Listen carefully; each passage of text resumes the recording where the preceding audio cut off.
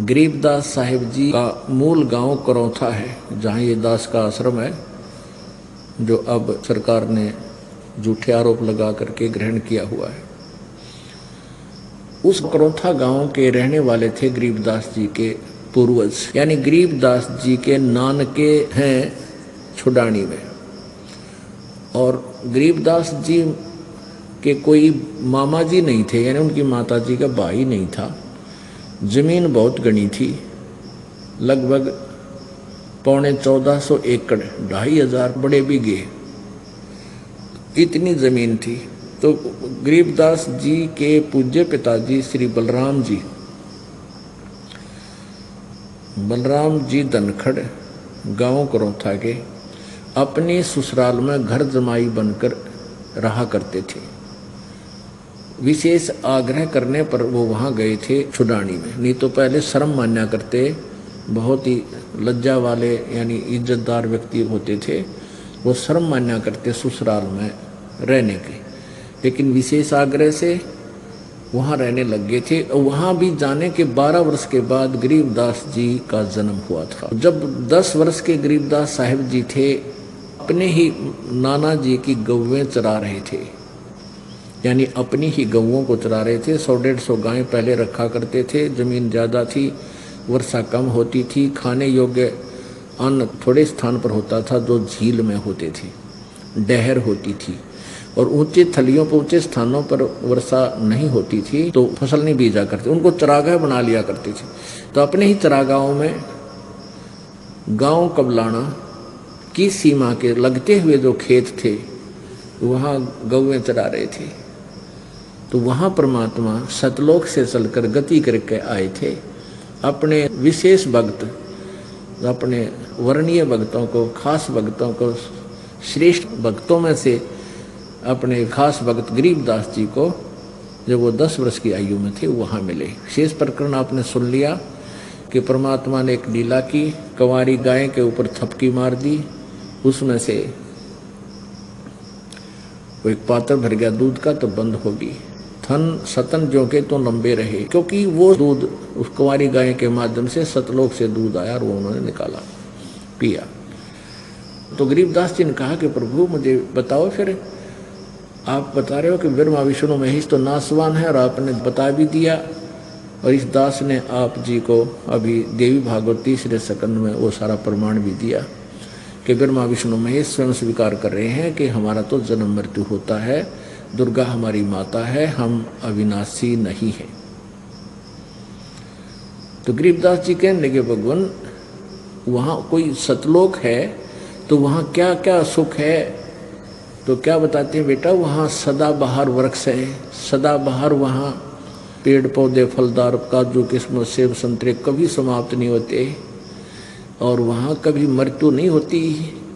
और यहाँ तो पूरी पृथ्वी का भी राजा बन जा तो भी तेरी मृत्यु होगी, तेरा कुछ भी नहीं है, तुझे बहका रखा है, मूर्ख बना रखा है इस काल भगवान ज्योति निरंजन ब्रह्म ने।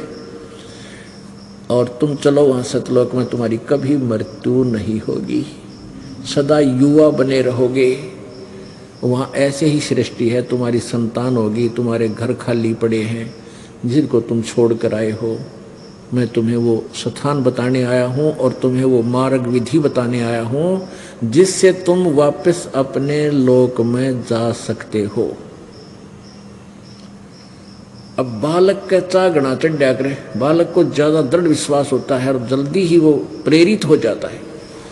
और परमात्मा यही चाहते थे कि मैं इसको अपना एक गवाह बनाऊं। तो गरीबदास जी ने आग्रह किया, प्रभु क्या ऊपर सतलोक में सब सुख है और वहाँ आदमी रहते हैं? कहाँ बेटा, वहाँ व्यक्ति हैं, बहुत ज़्यादा हैं, तुम तो कुछ भी नहीं यहाँ पर। ये सारे ब्रह्मांडों में जितने भी प्राणी हैं ये सब वहीं से आए हैं, और वो बहुत बड़ा लोक है, बहुत सुख है। वहाँ परम पिता परमात्मा पूर्ण ब्रह्म रहते हैं, वो साकार हैं, मनोसदृश्य हैं, उनके शरीर में बहुत नूर है। तो गरीबदास जी कहने लगे, प्रभु मुझे दिखा दोगे आपका भगवान? परमात्मा बोले, खूब दिखा दूंगा भाई, कि मुझे भी ले चलो परमात्मा, वहाँ दिखा दो एक बार।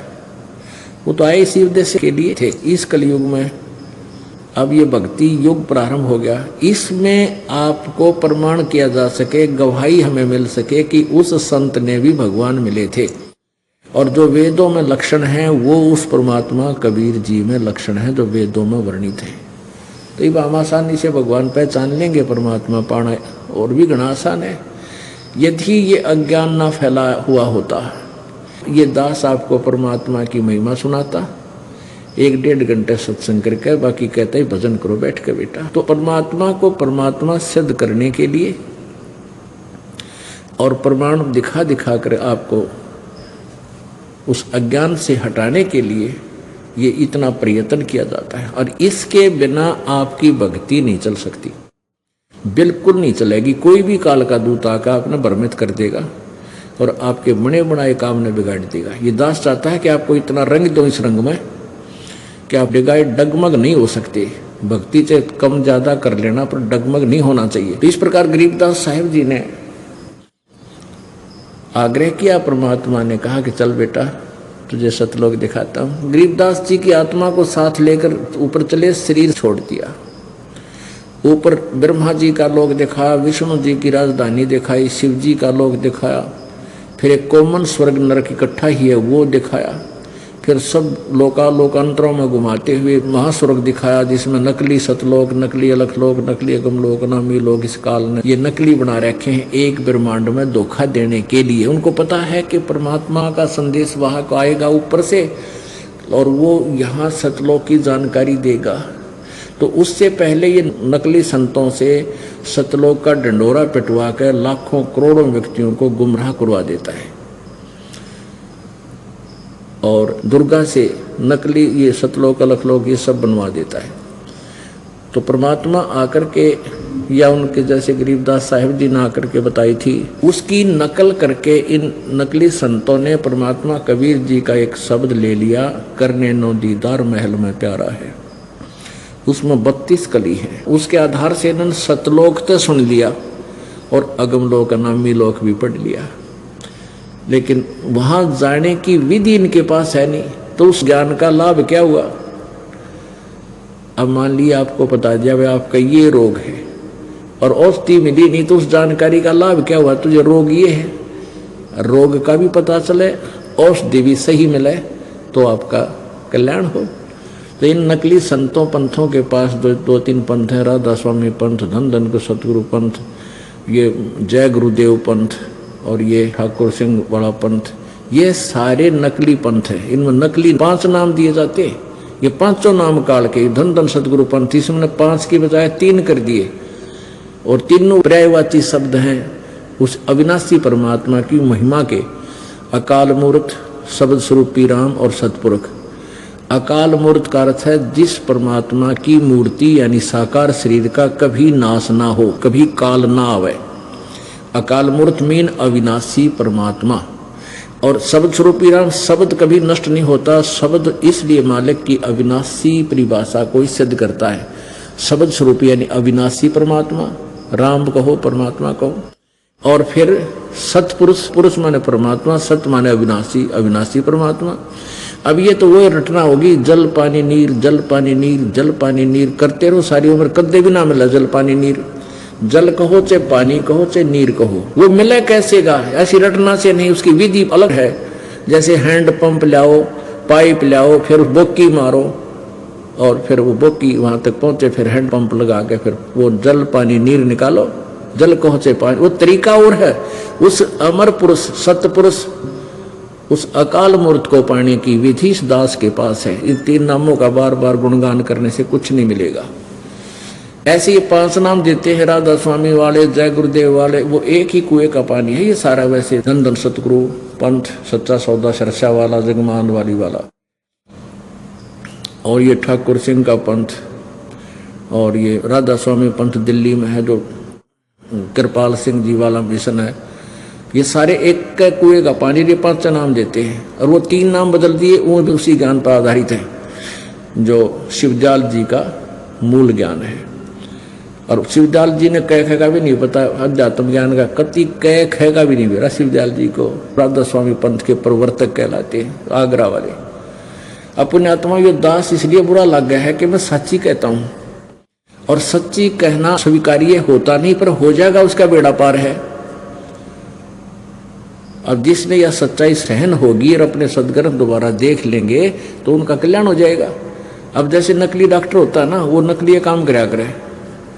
जैसे एक भगत का मारा चोट लग गई थी, काफ़ी साल पहले की बात है, एक बूढ़ा सा रहा करता, तो एक नकली डॉक्टर दौरा जाता, वो जाते बूढ़ा कहता है मर गया, वो बूढ़ा हाथ आदमी था जिसका चोट लगी, हाय मर गया, वो छेड़ता। तो क्या करता, पट्टी तारी, वैसे ही दवाई डाली, पट्टी नो की नो बांध के भेज देते। 1 महीना हो गया, उसका कोई आराम नहीं।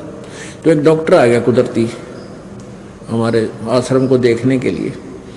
वो बोला बुढ़े क्या हो गया जी, इसके ऐसे पैर में दर्द, 1 महीना हो गया, चोट लग रही है, ठीक नहीं है। उसने देखा रहे तो बांस उठ रही है, पट्टी ठीक नहीं कर रखी। उसने उसी समय सारी दवाई घर से जाके लाया और एकदम पट्टी पाड़ के, क्योंकि दर्द हुआ था, वो उपाड़न नहीं दिया था, वो ऊपर दवाई लाकर चेप दे था। और 2 दिन ना दिखाते टांग कट्टा इस बुढ़े की। तो उसने क्या करा, एकदम वो पाड़ी, बुढ़ा चिल्लाया तो जरूर, एक बार रोया, और फिर उसका सारा मवाद निकाल के धो के उसको सब पट्टी कर दी। तीसरे दिन उसका घाव भरने लग गया, 1 हफ्ते में कति स्वस्थ हो गया। अब एक बार दर्द जरूर हुआ उस पट्टी के पाड़न तय, लेकिन उसकी टांग बच गई। ऐसे पुण्यात्माओं, ये दास आपकी ये पट्टी पाड़ रहा है, जो इन्होंने नकली दवाई ला के और तुम्हें मीठी गोली दे के जख्म बना दिए, तुम्हारे जीवन को नष्ट कर दिया इन नकली संतों ने। तो यह पट्टी एक बार पाटने का दर्द होगा, फिर देखना रोज जख्म भरेंगे आपके, और आप गुण गाया करोगे को हो ना तो मर गए थे कति, ये ज्ञान ना सुनते तो पुण्यात्माओं, ये नकली संत पंथ जो हैं, ये सतलोक की महिमा गाते हैं। इन कह का बेरा नहीं सतलोक हो से कि ये सतनाम क्या है, सतपुरुष क्या है, सार शब्द क्या है। अब एक ही समझदार को एक संकेत बहुत होता है।